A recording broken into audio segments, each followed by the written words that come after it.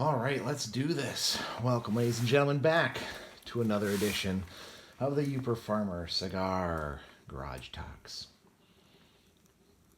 How's everyone doing tonight?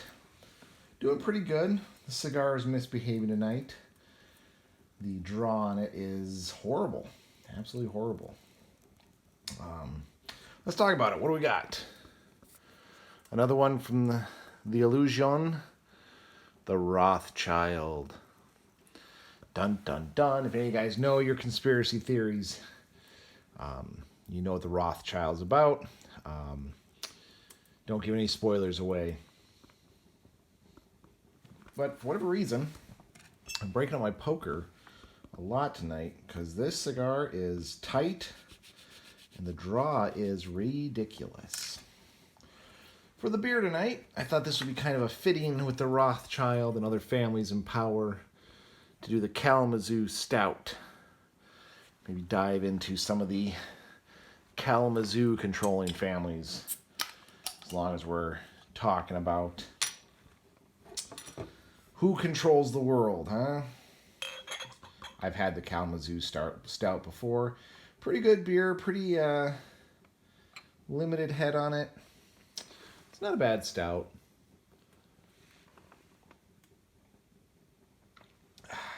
A little creamy, a little bit of a bite, not bad though. And of course, the ever famous chocolate pudding bread. I've been saving my loaf I got for Thanksgiving, carefully preserving it, making it last.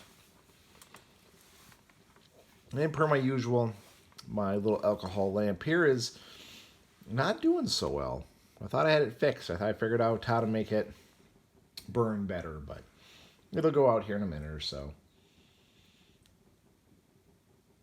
So let's talk about the Rothschild family and other families of power.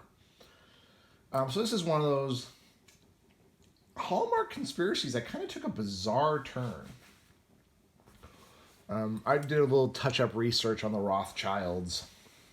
Again, Google is really cracking down on conspiracy websites and theories. The first results actually popped up were refuting it, and stories about how if you perpetuate the Rothschild conspiracy theory, you could be accused of being an anti-Semite, having anti-Semitism, being anti-Jewish, which makes sense when you look at some of the evidence they have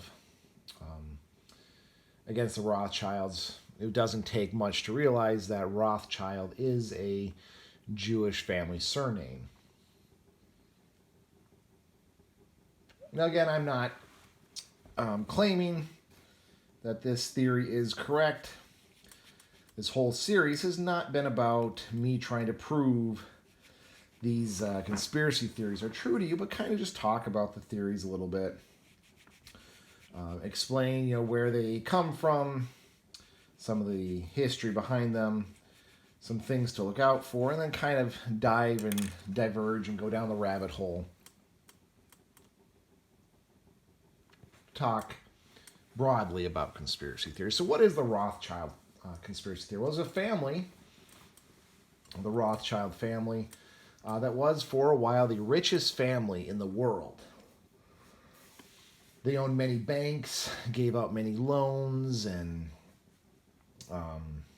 have dealings throughout the civilized and uncivilized world.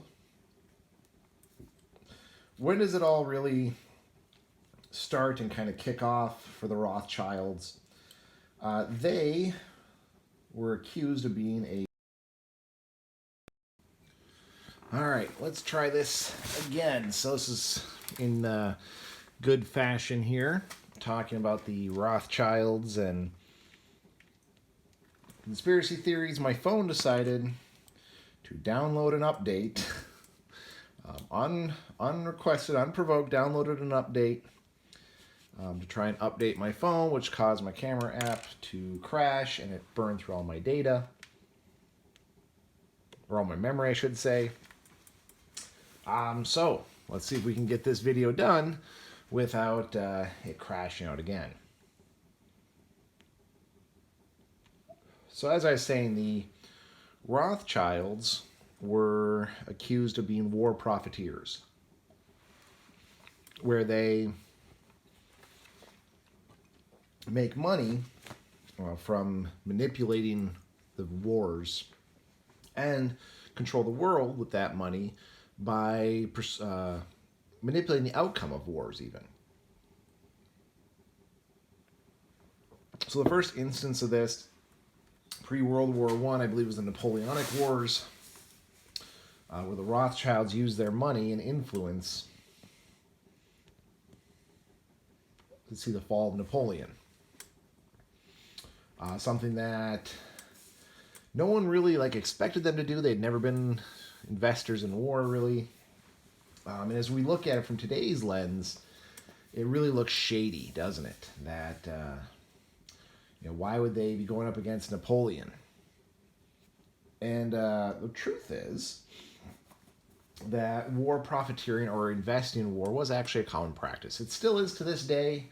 It's seen as nefarious, but back then, governments didn't just go to war. They raised money by having wealthy families pay for the war efforts. And historians have gone back and said that their investments in war, although on one level looks a bit sketchy, a little bit mysterious, was actually just a common practice that was done back then. And although they probably, where they did invest their money didn't make sense, it doesn't mean that they were trying to manipulate the war. It just made a good sense. You invest money where you know you're going to make it back. Not always the idealistic concepts, but if you see a side winning, well, invest in the winning side, and you'll make more money back. So they got rich from that. And throughout history, continued to invest in war efforts. One of the conspiracies, if you read about it, and this is where it kind of becomes anti-Semitic, is they suggest the Rothschild family actually sponsored and paid for the Axis during World War II. Though the real proof of that is pretty vague, and it wouldn't really make sense based on the ideals that were going on at that time. They wouldn't have just accepted money from a Jewish family, they just would have taken it. So I don't really believe that. I don't believe that they that part of the conspiracy theory at all, of course. Ooh, my cigar is being very difficult tonight.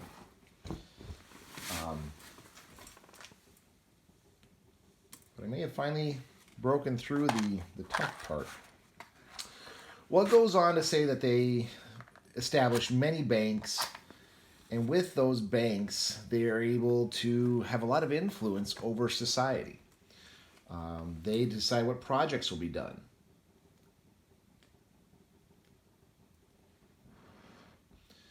They can manipulate governments by issuing them money or not issuing them money. They have a lot of control over the flow of money, and whoever controls the gold, the golden rule, as they say, whoever controls the gold makes the rules. Now, of course, it would not surprise me at all if some of the Rothschild family tried some nefarious purposes to try and get favor for themselves or get rules changed. And no doubt to try and get certain political parties they supported into power.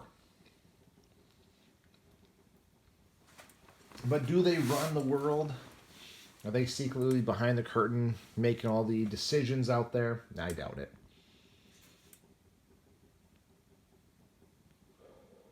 One is because you do have to realize you're dealing with governments. And governments are notoriously inefficient. When dealing with these world leaders and governmental bodies. Government does breed a lot of inefficiency. I believe it was Ronald Reagan who said the scariest words you'll ever hear is, I'm from the government, I'm here to help. They would have a much better time not trying to rule countries, but trying to develop business plans, is what they did. And to actually control that much, you need a large network of people, and you'll need policies, you need bureaucracy. And the second you start adding bureaucracy and these large systems, one, secretive goes through is forgotten. People love to diverge, be the whistleblower, tell insider information.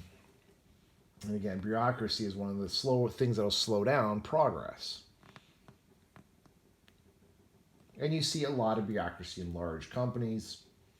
And you would need a large company to try and manipulate the world. So no, I don't think any one person or entity is in control of manipulating the world, but it is fun to think about. Right? The Illuminati, the secret group that's behind all the world's decisions and rule makers, the Stone Freemasons, who are in every facet of government and society. Especially in the last couple of years, people who prescribe this theory, you have to look and say, to what end? How is this going to make them more money or make them more powerful? Now people are even more subversive towards government. They more want to not follow the leader, if you will. Now, granted, some do. Some people have went head over heels trying to obey the government's rule. But what we're seeing is people are getting burnt out by it. We're seeing individuals who are just having enough. So is this what we're going through now more of a dry run? They wanted to see what would happen? It's possible. Again, I don't give most of these groups that much credit because I do know that they would have to be rather large, lots of bureaucracy, lots of systems. I think people would spend more time filling out memos than they would actually trying to be able to control certain aspects. But who knows? The golden rule does come up. Those who have the gold make the rules. Is the world run by banks? Is the Federal Reserve a evil entity that's trying to control everyone? I doubt it, but who knows? Something to keep an eye on. Something to look out for. Again, question everything. Look for the connections, but keep an open mind. I used to watch Eureka a lot, and they always talk about the Occam's razor. And of course, I'll botch it, oversimplify it, but that's fine. The simplest explanation is usually the correct explanation.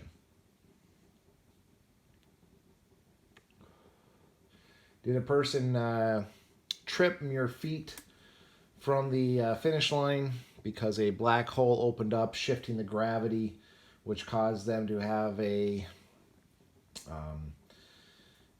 extra strain on their body, caused them to fall forward? Or did they just misstep while running a long marathon because they were tired, caused them to trip? Well, which one is it?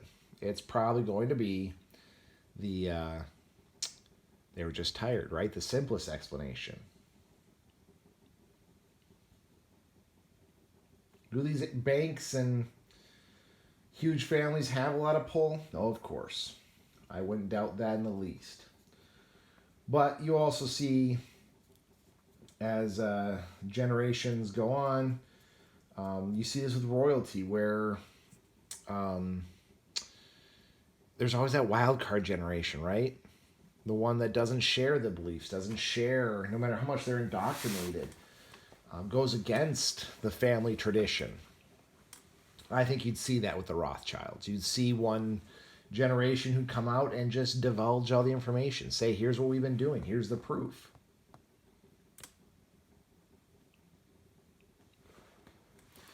I don't think you'd have a successful lineage going all the way back from their rise to power to now being 100% committed to keeping the family secret.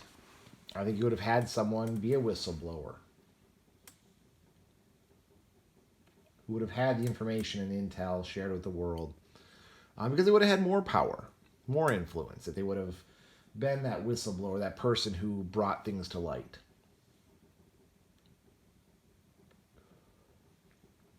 We're currently seeing that with stuff like with the royal family right now, where the prince and princess broke away. Now they're more popular, more successful than their family ever will be. Who knows? Something to think about, something to keep an eye on. Like I said, I don't prescribe any of these theories. I do just like to listen to them, collect them, think about them, talk about them, explore them. It's more of a thought exercise than anything else. Do I think there's a overarching, controlling force on Earth? No, of course not. Do I think aliens are doing it? No, of course not. But it's fun to think of, fun to look at, fun to experience. Anyway, I hope you enjoy this conspiracy month of December. Like I said, I think January, we're going to make more of a mental health month. Again, going with the theme that in EMS, December and January are the hardest months to work. We see a lot of really bad stuff happen during these months, a lot of suicides, a lot of homicides. So I don't want to share any war stories. So we're just going to completely pivot. This month was conspiracy theories, just totally go in a different direction. Next month, I think we're going to talk about mental health. Talk about mental health, war stories, strategies, ways you can deal with it. Talking about my own mental health, especially while I was on the rig. And kind of share a bit about that. So I hope you can get excited for that. It should be good. I'm excited to make January the mental health month. To really dive into that and talk about our mental health and what we can do to improve it. So anyway, I hope everyone's doing well. Hope you all stay safe out there. We'll see you on the next one.